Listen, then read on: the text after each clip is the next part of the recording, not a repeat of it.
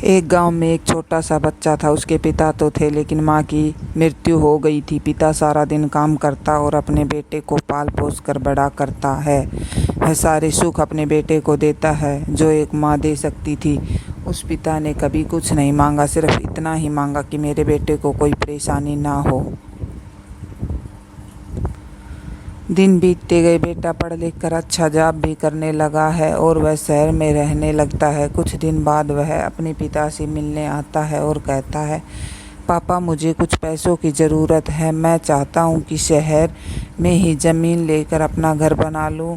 पिता इस बात को सुनकर बहुत खुश होते हैं। सोचते हैं कि मेरा बेटा है, एक ना एक दिन नाम करेगा। जिंदगी भर की बचाई हुई पूंजी को निकाल कर अपने बेटे को दे देते हैं।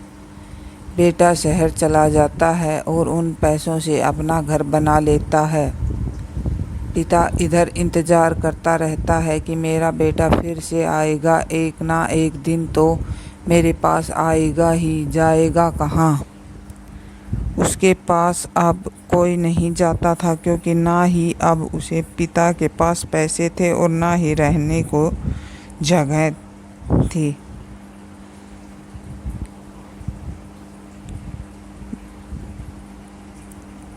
एक दिन बाद बेटा फिर लौटकर आता है और अपने पिता से कहता है, पापा अब आप दादाजी बनने वाले हैं।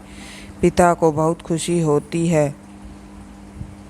इस बात को सुनकर वह कहते हैं कि तुम मुझे मेरी बहू और पोता से कब मिलाएगा? बेटा कहता है, बस पापा थोड़े दिन और। पापा मुझे कुछ पैसों की ज़रूरत है, क्योंकि आजकल थोड़ा जॉब में खींच बीच हो रहा है, जिसके कारण से मुझे कुछ दिन के लिए सस्पेंड कर दिया गया है। पिता के पास कुछ नहीं रहता है देने के लिए, लेकिन फिर भी कहता है, अच्छा बेटा तू रुक, मैं अभी आया। कुछ पैसों का बंदोबस्त करके पिता बाद में महाजन से कुछ पैसे उधार लेकर अपने बेटे को दे देता है और बेटा पैसे लेकर शहर चला जाता है। बरसों गुजर जाते हैं। पिता सोचते हैं कि मैं तो अब दादाजी बन गया हूँ।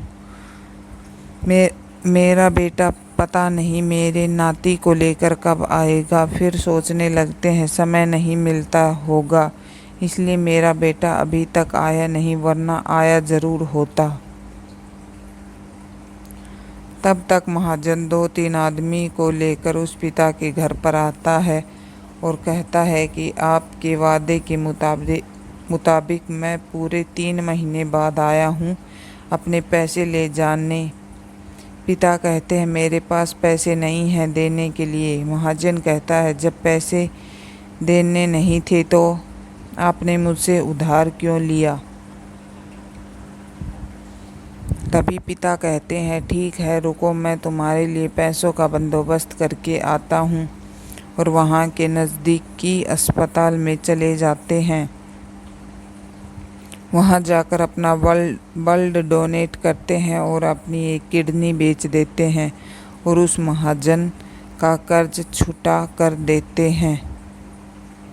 किडनी बेचने के बाद उनकी स्थिति और भी खराब हो जाती है और वह उस राह में जी रहे होते हैं कि मेरा बेटा एक दिन आएगा ज़रूर। इस आस में जीते जीते एक दिन पिता की मृत्यु हो जाती है, परंतु उस बेटे को अपने पिता को आग देना भी नसीब नहीं हुआ। कहानी पढ़ने के लिए धन्यवाद। अगर वीडियो पसंद आई हो तो वीडियो को लाइक, चैनल को सब्सक्राइब कर दीजिए। धन्यवाद।